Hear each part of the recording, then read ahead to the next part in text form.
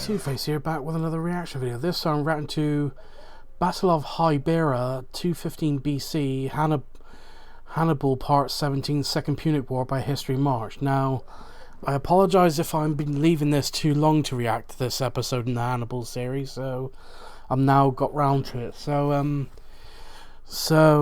if you haven't seen my reaction to the other episodes of this Hannibal series, I suggest you check them out before checking this one out. And again, usual disclaimer when I react to any historical content, if I don't show so much of what is considered a proper reaction, it is probably obvious that I don't know much about the subject at hand, and if I do know anything, I'll most likely pause the video, give my input, or ask any curious questions, which hopefully will be answered in the comments below. So, as I said, I'm finally back onto the Hannibal series again, so, sorry, bit of beard hair in my mouth. So the link to the original video will be in the description down below. Please go and subscribe to History March, another amazing history channel here on YouTube. And if you're interested, feel free to check out their sponsors as well. So again, feel free to check out History March. So anyway, I'm rambling on for a bit too long. So let's get this up on screen and let's get into this.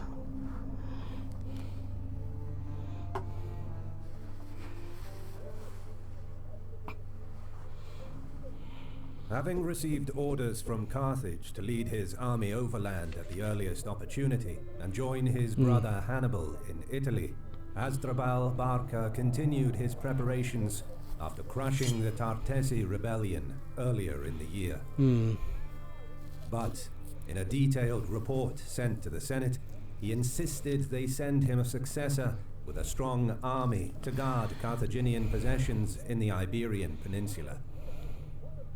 Hasdrubal asserted that even if all should go well, his successor in Iberia would not find it to be a peaceful province. No.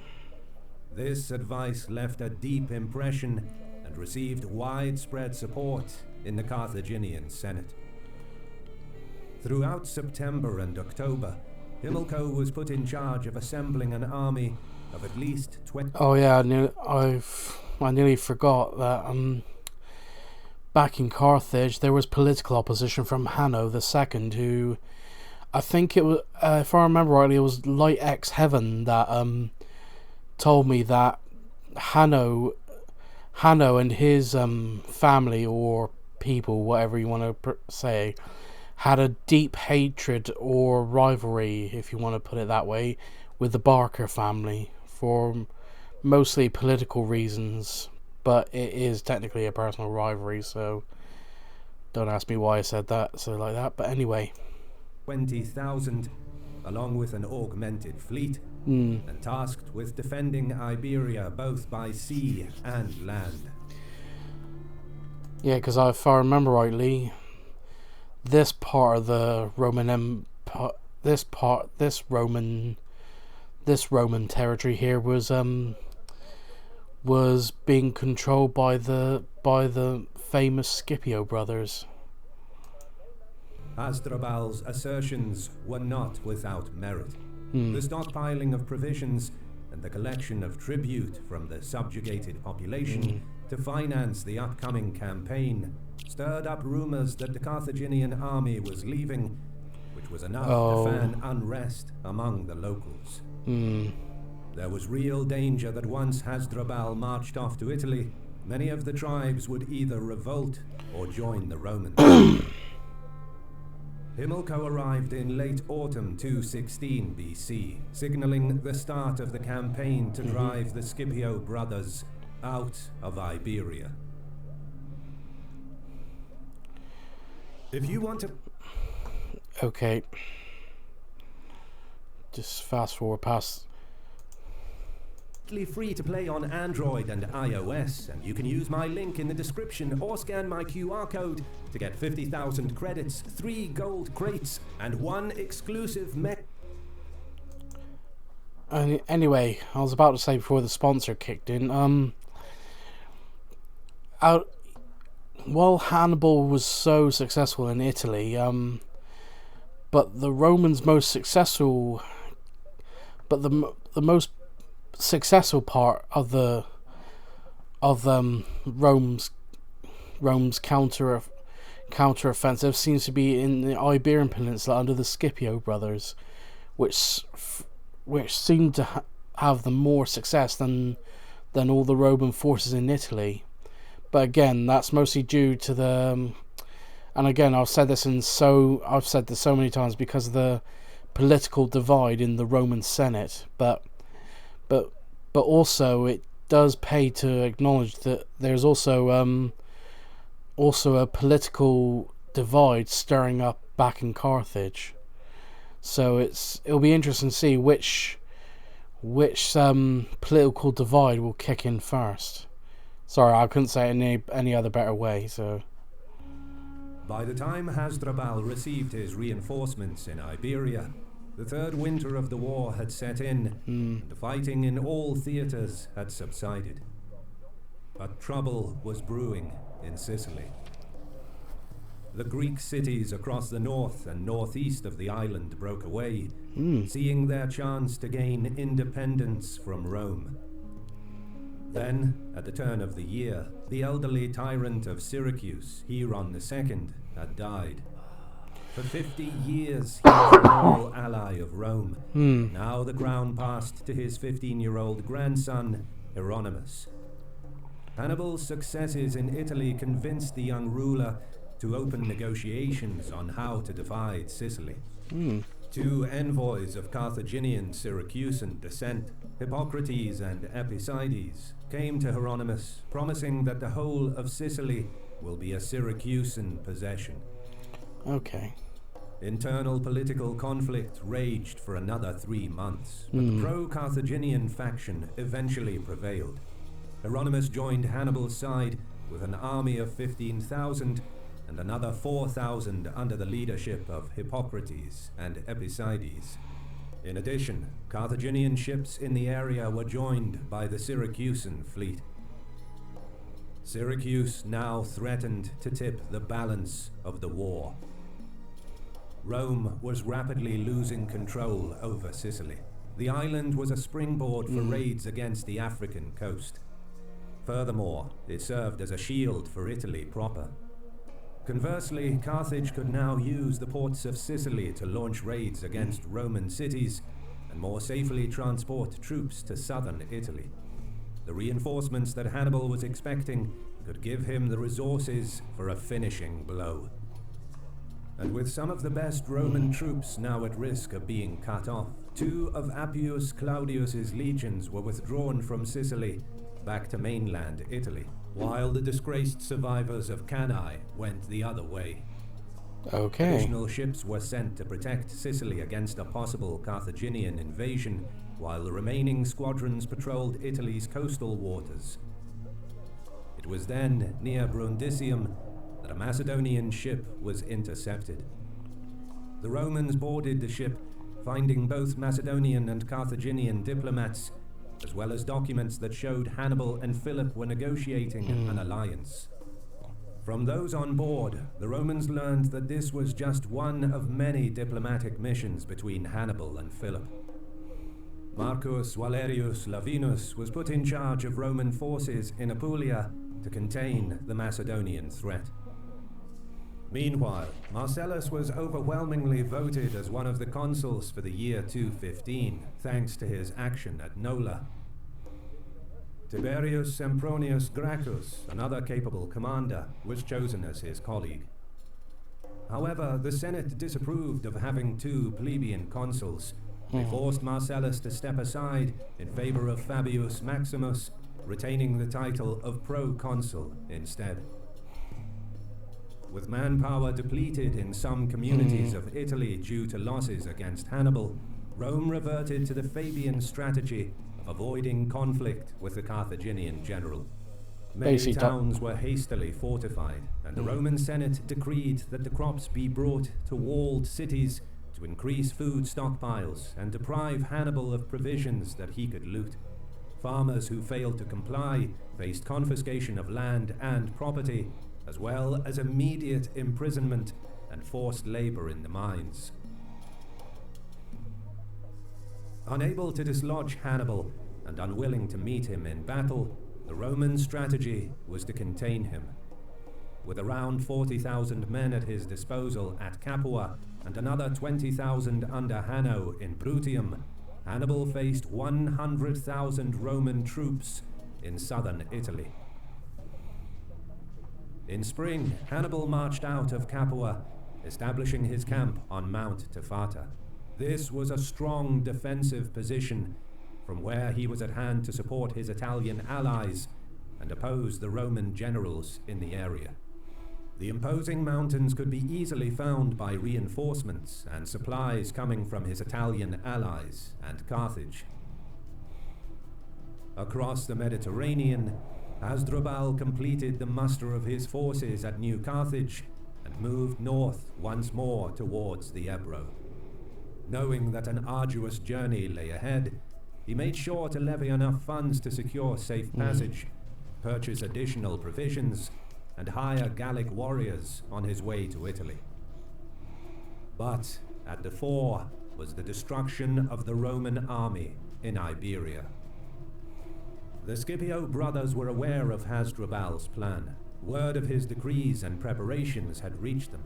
They understood well what is at stake. If Hasdrubal were to link up with Hannibal in Italy, that would spell the end of Rome. But undefeated since disembarking in Iberia nearly 3 years ago, the Scipios enjoyed confidence of their troops and could count on the fighting spirit of their heavy infantry. They marched out of the camp and crossed the Ebro at Amposta, a town that defected to the Romans, then proceeded to attack Carthaginian allies. Moving upstream, a small detachment stayed on the northern side of the river, while Gnaeus led the main body of the army along the southern bank. Publius commanded the fleet up the river to support operations on land. Their main target was the city of Hibera, the wealthiest city in the region. Strategically placed, it held a vital river crossing, and from its fluvial port it controlled the traffic of the lower Ebro. The taking of Hibera and the scorching of the surrounding towns and countryside would significantly delay the enemy's projected march. But then, Hasdrubal's army appeared earlier than expected. Confident that Hibera can hold out behind its fortifications, he did not speed to the relief of his ally. Instead, he marched on Amposta. Situated at the mouth of the Ebro, the town was larger than other settlements in the vicinity and housed important grain silos. Its defenses, however, could not hold out as long as Hibera's. If Amposta were to fall, the Roman army and fleet would not be able to prevent the reduction of their main camp.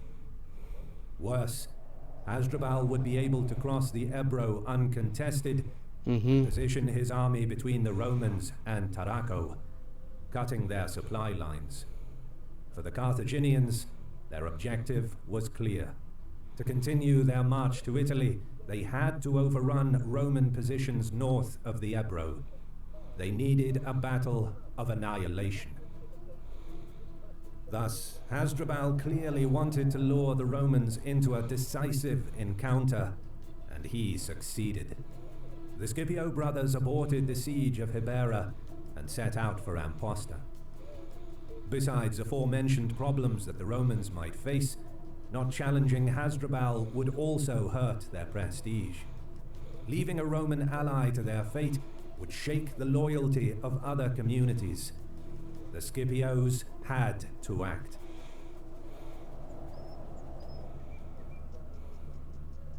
On a plain just south of the Ebro River, the two armies deployed for a set-piece battle. The Romans deployed in their traditional formation, with velites in the front, 3 lines of infantry, flanked by the Italian allies and Iberian auxiliaries, who were in turn flanked by the cavalry.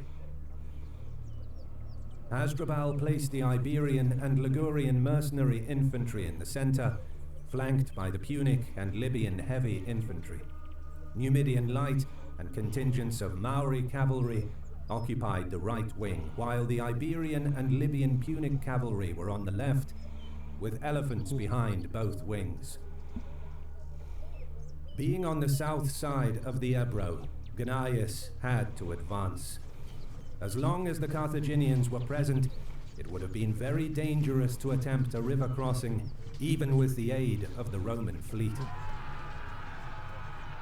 When the battle was joined, Hasdrubal pulled back the Iberian infantry.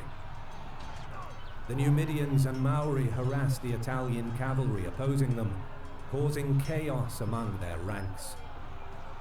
On the left wing, the Iberian and Libyan Punic horse proved superior to the Roman cavalry.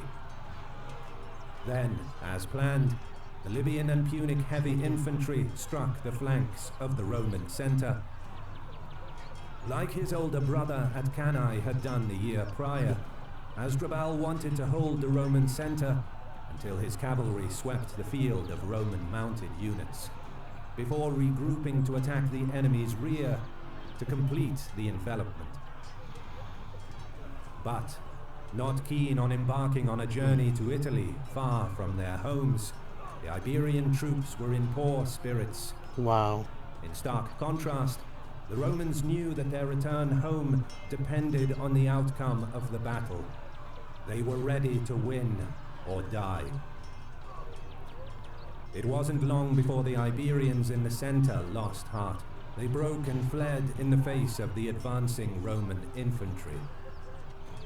Hasdrubal's plan fell apart.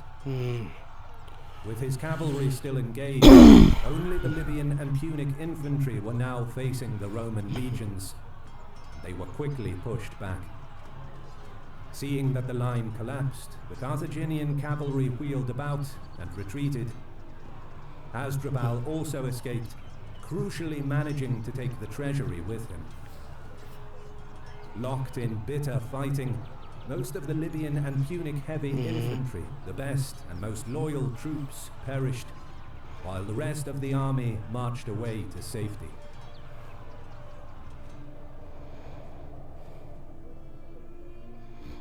Despite their victory, the Scipios did not follow up with a campaign of their own. Their finances were critical, and there was little prospect of reinforcements from Rome, due to heavy losses suffered in Italy.